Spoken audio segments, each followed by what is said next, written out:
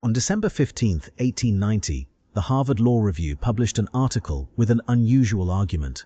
Two Boston lawyers, Samuel Warren and Louis Brandeis, claimed that modern life had created a new kind of injury. Newspapers could circulate private details at industrial speed. Cameras could capture a person without the long preparation once required for a portrait. Gossip that had previously died inside a drawing room could now be printed, copied, and delivered across a city before breakfast. The law protected the body from assault and the home from trespass, but it had no clear answer for exposure itself. Warren and Brandeis gave that injury a name: the violation of privacy. They argued that a person possessed something beyond property and reputation, the right to decide when parts of life would remain unseen. The idea now sounds obvious. At the time, it had to be invented in legal language. A society that had spent centuries building rooms, doors, curtains, letters, and private households was finally confronting a new possibility. Technology could enter without opening the door. Privacy had become normal just in time for the modern world to begin dismantling it. Today, being alone feels less like a privilege than a basic condition of personhood. A child is expected to want a bedroom. An adult closes the bathroom door without explanation. A private conversation is understood to belong to the people having it. Homes are divided into specialized spaces, and each door silently announces a rule about permission. We speak of personal space, private property, private messages, private accounts, and private thoughts as though human beings always organized life this way. But privacy is not one ancient instinct expressed in one universal form. Every society has created boundaries around bodies, intimacy, secrecy, ritual, status, and information. What changed was the scale and meaning of those boundaries. In much of the modern world, separation became architecture, then etiquette, then law, and finally identity. The private self became the version of you imagined to exist when no one else was watching. That transformation required wealth, walls, urban growth, and institutions capable of recognizing individual claims. It also produced a paradox. The more society taught people to expect physical solitude, the more valuable information about what they did inside that solitude became. For most of human history, daily life placed people close together. Small mobile communities depended on shared attention for protection, childcare, food gathering, and knowledge. Later, agricultural households often included extended families, servants, apprentices, tenants, guests, and animals within the same cluster of buildings. This did not mean that no one sought secrecy or solitude. People withdrew into forests, fields, religious spaces, rooftops, courtyards, or darkness. Social rules could create privacy without solid walls. Others might avert their eyes, lower their voices, or treat certain acts as unseen, even when bodies remained nearby. But constant separation was expensive and often dangerous. Firewood, light, heat, and secure shelter had to be shared. A person sleeping alone required an extra room, another fire, stronger walls, and enough resources to leave space unused by others. In many homes, beds were valuable objects occupied by more than one person. Great halls combined eating, work, hospitality, and sleep. Privacy existed, but it was temporary, negotiated, and unequal. The question was not simply whether people wanted to be alone. It was whether their society could afford to build loneliness into the floor plan. The first walls were not built to protect an inner self. They kept out rain, cold, predators, enemies, and thieves. Early houses frequently organized life around one central space because one fire could warm many bodies and one roof could protect many tasks. Even in complex ancient cities, private chambers existed most reliably for people with rank, wealth, servants, or religious authority. Separation became a visible form of hierarchy. A ruler could withdraw while others waited. A priest could enter restricted rooms. A wealthy household could decide which visitors reached its inner chambers and which remained near the entrance. To control access was to display power. A private room was not yet a universal refuge. It was territory. The person behind the door possessed the authority to make someone else knock. This is why the history of privacy cannot be separated from the history of property. Walls create an inside, but ownership decides who may enter. European domestic architecture changed gradually between the late medieval and early modern periods as wealth increased and elite households became more specialized.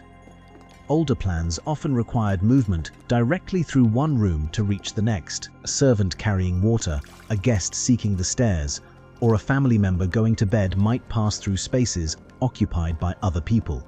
Rooms were routes as well as destinations. Corridors, stair halls, and separate entrances reduced that traffic. They allowed a person to reach one chamber without crossing another, turning rooms into more independent zones. No single architect suddenly invented privacy, and corridors did not appear everywhere at once. But the new layouts expressed a powerful principle. Circulation could be separated from occupation. Once people no longer needed to pass through your room, the room could begin to belong to you in a different way. Bedrooms became more specialized. Studies and closets offered withdrawal.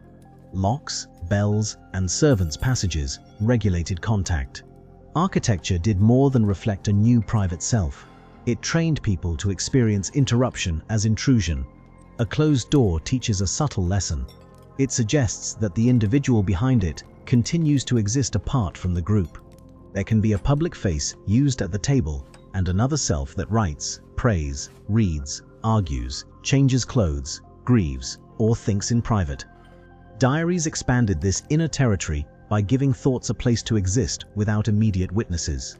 Personal letters created conversations intended for selected readers rather than the entire household. Portraits, mirrors, bedrooms, and private studies all strengthened the idea that a life could contain an interior section not automatically available to others. But this freedom remained distributed unevenly. Wealthy men were often granted studies while servants entered them to clean. Women's rooms could be treated as private while their movements and correspondence were closely controlled. Privacy was praised as refinement while being denied to the people whose labor maintained it. Useful things have a dangerous destiny. Eventually, someone tries to own them. Either way, if you have made it this far, you probably already see the pattern. This channel is not really about rooms or habits. It is about the systems hiding inside them. So if that kind of history interests you, subscribe. Now, back to the moment privacy moved beyond the house. The 18th and 19th century city created a new form of solitude. Anonymity among strangers. In a village, reputation traveled faster than the individual. Neighbors knew family histories, disputes, debts, courtships, and failures. In a growing city, a person could enter a crowd and become socially invisible. Thousands of people might see your face without knowing your name. Streets, cafes, parks, reading rooms, department stores, and public transport allowed ordinary people to occupy space without belonging to the same community. The city placed bodies closer together while weakening the old certainty that everyone nearby knew who you were. A person could reinvent clothing, work, associations, and sometimes identity itself. Solitude no longer required an empty landscape. It could be experienced in the center of a crowd. The city gave ordinary people privacy through indifference. But that indifference created a problem for institutions that depended on recognition. Authorities found urban anonymity difficult to govern. The older village carried its own surveillance system because neighbors recognized neighbors. The industrial city broke that system. Populations moved rapidly. Workers changed addresses. Strangers rented rooms under names that landlords might never verify. Crime, protest, disease, poverty, and political organizing became harder to map.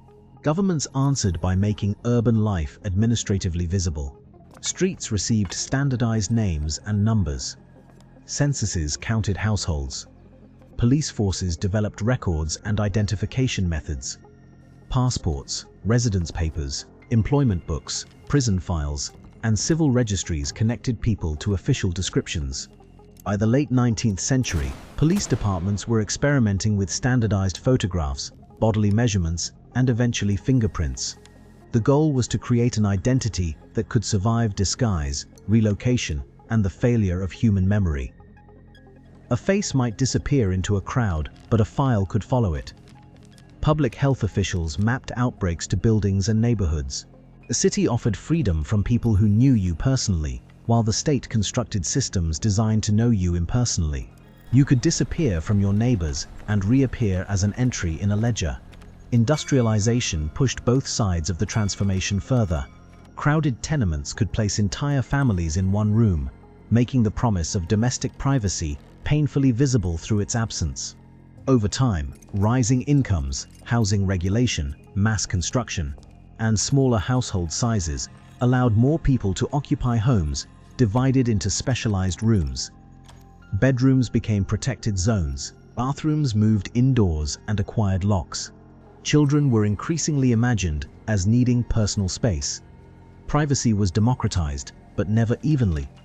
Square footage became freedom, and overcrowding became not only uncomfortable but socially stigmatized. Then communication technology crossed the boundary. The postal system carried sealed letters, but officials could open them. The telegraph moved words through operators. The telephone allowed a voice to travel beyond the room through wires owned and maintained by others. Photography could preserve an unguarded instant. Mass newspapers turned private incidents into public entertainment. These changes helped provoke the 1890 demand for a legal right to privacy. But law remained tied to physical space. In 1928, the United States Supreme Court considered evidence collected by tapping telephone lines without entering the suspect's property. The majority treated the absence of physical trespass as decisive. Brandeis, now a justice, dissented. Technology, he argued, had made it possible for government to expose intimate life without breaking a lock or stepping inside a house. The wall was no longer enough. Privacy had begun as control over physical access.